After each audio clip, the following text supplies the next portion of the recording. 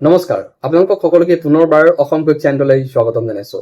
আজিৰ এই ভিডিঅ'টোত আপোনালোকক মোষ্ট ভাইৰেল টপিক লৈ এটা আলোচনা কৰিম, যোনটো টপিক হ'ল কক্ৰজ জনতা পাৰ্টি। আৰু এই কক্ৰজ জনতা পাৰ্টিৰ ওপৰত যদি আপোনালোকক এতিয়ালৈকে নলেজ নাই বা কিয় গঠন হ'ল, কি কাৰণে গঠন হ'ল, বা এই কক্ৰজ জনতা পাৰ্টিৰ মূল ফাউণ্ডাৰ কোন হয়, যদি আপোনালোকে এতিয়ালৈকে গম পোৱা নাই, যদি কক্ৰজ জনতা পাৰ্টিৰ ওপৰত অলপো নলেজ নাই, তেনেহ'লে আজিৰ এই ভিডিঅ'টো আপোনালোকৰ কাৰণে খুবেই গুৰুত্বপূৰ্ণ হ'ব। এই আজিৰ এই ভিডিঅ'টোত অলপ হ'লেও থুলমূলকৈ আপোনালোকক জ্ঞান দিবলৈ মই চেষ্টা কৰিম। চ' এইকাৰণে ভিডিঅ'টো সম্পূৰ্ণকৈ চাব, পাৰিলে নতুনকৈ আহিলে চেনেলটো ছাবস্ক্ৰাইব কৰিব, বেল আইকনটি অল কৰিব, যাতে এনেকুৱা ইনফৰ্মেটিভ ভিডিঅ' আপোনালোকে অতি সোনকালে পাই যায়। চ' মেইন কথাটো হ'ল যে এই কক্ৰজ জনতা পাৰ্টি কিয় গঠন হ'ল, কাৰ কাৰণে গঠন হ'ল, আৰু গঠন কৰাৰ মূল ব্যক্তি কোনজন। সুপ্ৰিম কোৰ্টত এটা হায়াৰিং চলি আছিলে, আৰু সেই হায়াৰিঙৰ মাজতে আমাৰ যোনবোৰ নিউ যোনবোৰ য়াং কামাণ্ড আছে, সেই কামাণ্ডৰ ওপৰত এটা হায়াৰিং চলি আছিলে। আৰু সেই সুপ্ৰিম কোৰ্টৰ চিফ জাষ্টিছ সূৰ্যকান্ত নামৰ এজন ব্যক্তিয়ে সেই হায়াৰিঙৰ সময়ত এটা কথা, There are youngsters like cockroaches. They don't get any employment. They don't have any place in profession. Some of them become media. Some of them become social media. Some of them become RTI activists. Some of them become another activists, and they start attacking everyone. And you people file contempt petition because I go to you not taking up the matter of as if there are already parasites in society who attack you people. You attack the system, and you want to join hands with them. আমাৰ young জেনেৰেশ্যনক অৰ্থাৎ জেনজিক কি কৰাইছে, কক্ৰচৰ লগত তুলনা কৰিছে, যে আমাৰ এই য়াং জেনেৰেশ্যনবোৰ কক্ৰচৰ নিচিনা, মানে যতে মতে নিউজ পেলাই থাকিব, তেখেতসকলে ফেক ইৰিগেশ্যন লৈ তেখেতসকলে এইটো কৰিব সেইটো কৰিব। তেতিয়া সেই ভিডিঅ'টো ভাইৰেল হৈ এজন ল'ৰা, যাৰ নাম অভিজিত দীপক বুলি হয়, আৰু আপোনালোকে স্ক্ৰীণত চাই আছে, সেই অভিজিত দীপকে মানে তেওঁৰ মূৰত মানে লাগি যায় কথাটো, যে আমাৰ জেনজিক যিহেতু আমাক কক্ৰচৰ লগত তুলনা কৰিছে, বা আমাৰ এই অসমীয়া ভাষাত যোনটো পঁইতাচোৰা কোৱা হয়, সেই পঁইতাচোৰাৰ লগত তুলনা কৰিছে, কথাটো কিমান দূৰ ডাঙৰ হয়। চ' তেতিয়া কি কৰিলে, সেই অভিজিতে কি কৰিলে, এটা ষ্টেটাছ লগাই দিলে, চাব আমাৰ এই ছচিয়েল মিডিয়াৰ পাৱাৰ কিমান হয়, বা জেনজিৰ পাৱাৰ কিমান হয়। ষ্টেটাছ লগাই দিলে, আৰু এই ষ্টেটাছটো ইমানে ভাইৰেল হৈ গ'ল, একেবাৰে ভাৰতৰ ভিতৰতে ট্ৰেণ্ডিঙত উঠিব ধৰিলে। যেতিয়া ট্ৰেণ্ডিঙত উঠিব ধৰিলে, তেতিয়া নিউজ মিডিয়াৰ কথাটো দাঙি ধৰিলে।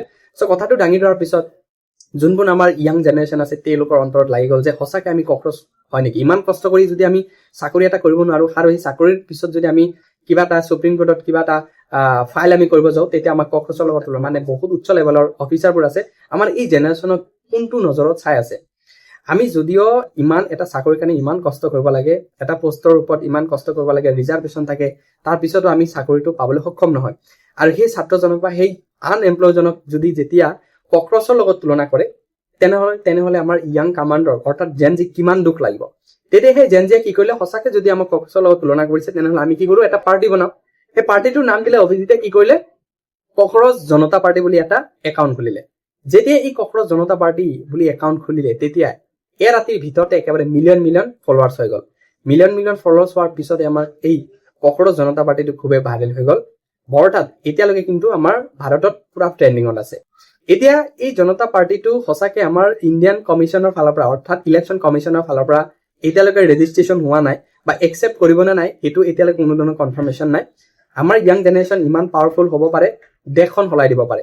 আৰু এই যোনটো কক্ৰজ জনতা পাৰ্টি, ইয়াৰ কিন্তু 5টা এজেণ্ডা আছে। বেছিকৈ এই 5টা এজেণ্ডাৰ ওপৰত মূল লক্ষ্য ৰাখিছে আমাৰ কক্ৰজ জনতা পাৰ্টি। যদি কেতিয়াবা চৰকাৰ গঠন কৰিব পাৰে, আমাৰ তামিলনাডুত 2টা বছৰত আমাৰ কি কয়, থালাপাতিক CM বনাই দিলে।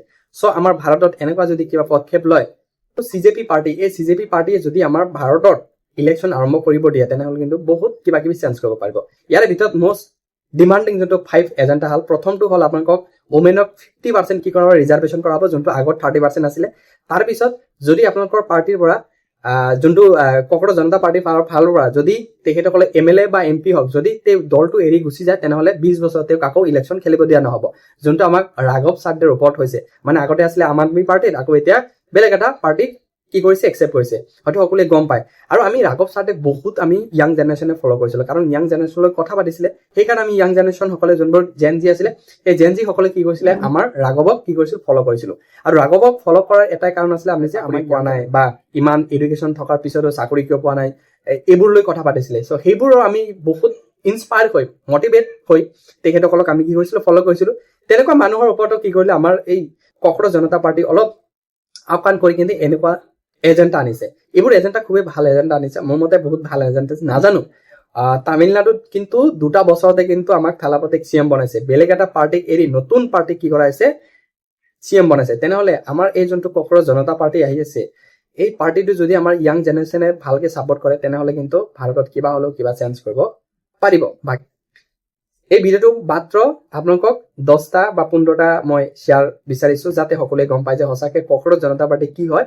মই অলপ থুলমূলকে আপোনালোকক অসমীয়া ধাৰণাটো দিব বিচাৰিলো, নাজানো কিমান দূৰ দিব পাৰিছো। যদি ইয়াৰ ভিতৰত যদি কিবা ভুল হৈছে তেনেহলে আপোনালোকে মোক ক্ষমা কৰি দিব। বাকী নতুনকৈ চেনেলটোত ভিজিট কৰিলে চেনেলটো ছাবস্ক্ৰাইব কৰিব, বেল আইকনটো কল কৰিব, যাতে এনেকুৱা ইনফৰমেটিভ ভিডিঅ' আপোনালোকে অতি সোনকালে পাই যায়। মই কিন্তু এই পাৰ্টিটোক বহুতে ভাল পাইছো, আপোনালোকে কি পাইছে কমেণ্ট বক্সত জনাব। ধন্যবাদ।